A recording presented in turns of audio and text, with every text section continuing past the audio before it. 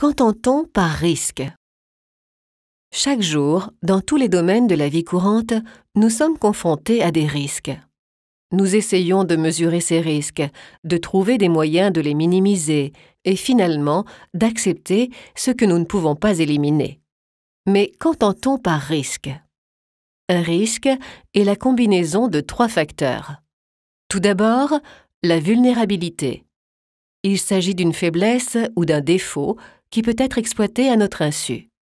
Dans cet exemple, Nadine laisse ses clés sous le paillasson.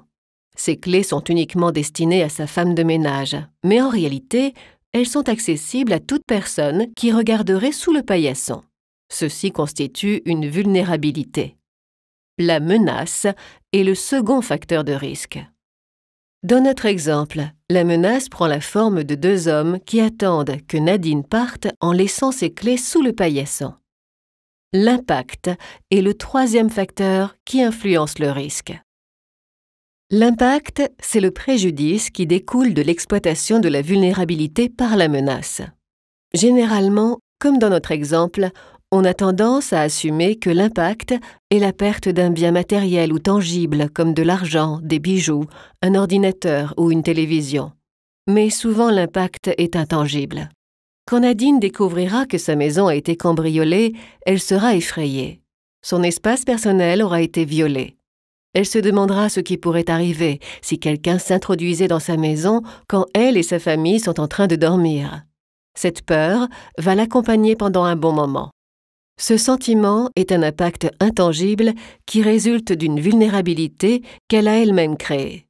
Et ceci peut se révéler bien plus dommageable que la perte matérielle qu'elle a subie. Le risque, c'est une vulnérabilité exploitée par une menace et produisant ainsi un impact. Pour éliminer le risque, il convient d'éliminer l'un de ces 3 facteurs. Éradiquer la menace est impossible. C'est une inconnue et de toute façon la menace est hors de notre contrôle. L'élimination de l'impact est également difficile. Dans notre exemple, le seul moyen de l'éliminer serait d'avoir une maison vide, ce qui n'est pas réaliste. La vulnérabilité est donc le seul facteur sur lequel nous avons prise. Dans notre exemple, Nadine aurait pu faire une copie de la clé de sa maison et la donner à sa femme de ménage, au lieu de la laisser sous le paillasson. Cela aurait permis d'éliminer la vulnérabilité.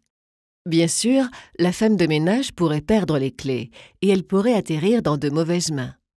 Si elle les perdait, il y aurait peu de chances qu'un voleur les trouve. Et quand bien même, un voleur ne pourrait deviner en voyant les clés qu'il s'agit de celles de la maison de Nadine.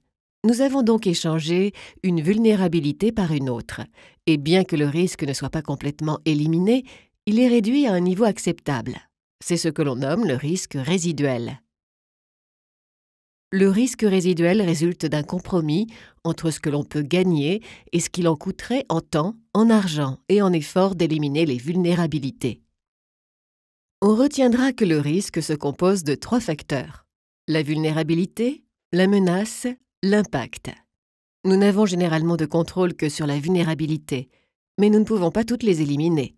Par conséquent, nous sommes obligés d'accepter un risque résiduel, qui sera le résultat du compromis entre sécurité et coût en temps, argent ou effort.